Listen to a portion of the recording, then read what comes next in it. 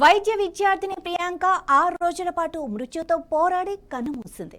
ఆమె మృతి పట్ల AP CM Chandrababu Naidu, deputy CM Pawan Kalyan తీవ్ర దిగ్భ్రాంతి వ్యక్తం చేశారు. నిందితులకు కఠిన శిక్ష పడేలా చూస్తామని హామీ ఇచ్చారు. మృతి చెందిన ప్రియాంక కుటుంబానికి రాష్ట్ర ప్రభుత్వం తరపున 20 లక్షల రూపాయల పరిహారాన్ని సీఎం చంద్రబాబు ప్రకటించారు. రాజమండ్రిలో కారు ప్రమాదంలో బ్రెయిన్ డెడ్ కు గురైన ప్రియాంకకు వైద్యులు ఆప్నియా టెస్ట్ చేసేందుకు ప్రయత్నించినా ఆమె శరీరం సహకరించలేదు. శరీరంలో సోడియం స్థాయిలు 17 కంటే తక్కువగా ఉండటంతో చికిత్స అందించడం కష్టమైంది. డాక్టర్లు ప్రియాంకను కాపాడేందుకు తీవ్రంగా ప్రయత్నించినా ఫలితం లేకుండా పోయింది.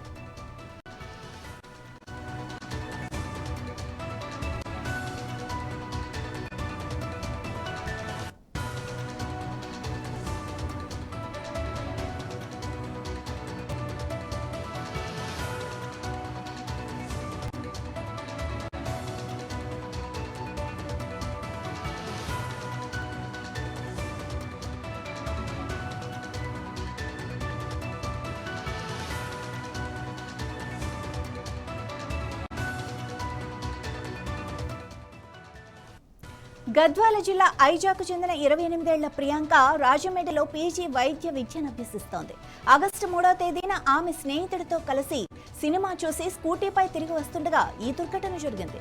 మాల్ గేట్ దాటుతూ ఉండగా మద్యం మత్తులో ఉన్న ఇద్దరు యువకులు కారును వేగంగా నడిపి ప్రియాంక స్కూటీని బలంగా ఢీకొట్టారు. సీసీటీవీ ఫుటేజ్ లో కారు 3 సార్లు స్కూటీని ఢీకొట్టిన దృశ్యాలు స్పష్టంగా రికార్డయ్యాయి. కారు చక్రాల కింద ప్రియాంక తల నలిగిపోయింది. మరో వైద్య విద్యార్థి ఉమేష్ ఇచ్చిన వాంగ్మూలం ఆధారంగా పోలీసులు కేసు నమోదు చేసుకున్నారు. నిందితులు మద్యం సేవించి వాహనం నడిపినట్లు ఆధారాలు లభించాయి. ప్రియాంక కుటుంబాన్ని వైసీపీ అధినేత వైఎస్ జగన్ పరామర్శించారు.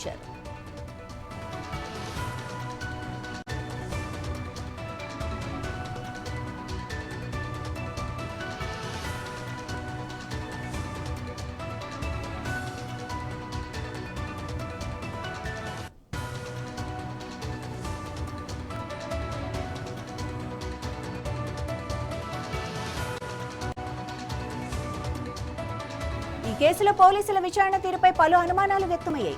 కేసు సెక్షన్లను పదే పదే మార్చడం వెనుక ఏదైనా కుట్ర జరుగుతోందా అన్న ఆరోపణలు కూడా వినిపించాయి. దీంతో ఆదివారం ప్రియాంక తండ్రి వెంకటేష్ రాజమండ్రిలో డీఎస్పీలు దేవరాజ్, సుభాష్లతో మాట్లాడారు. కేసులో సెక్షన్లు బలహీనంగా ఉన్నాయా, దోషులకు శిక్ష పడేలా విచారణ జరుగుతోందా అని ఆయన ఆరా తీశారు.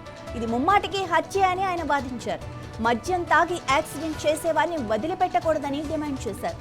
ప్రమాదానికి కారకులైన దశ్వంత్, ఆండ్రూ జోసెఫ్ ఎడ్వర్డ్స్ పై ఇప్పటికే హత్యాయత్నం కేసు నమోదు చేసి రిమాండ్కు పంపించారు. ఉద్దేశపూర్వకంగా ప్రియాంకను ఢీకొట్టినట్లు తేలితే హత్యాయత్నం కేసును హత్య కేసుగా మారుస్తామని ఎస్పీ కిషోర్ తెలిపారు. ఈ కేసులో ప్రమేయం ఉన్న వారందరినీ అరెస్టు చేస్తామని ఆయన హామీ ఇచ్చారు.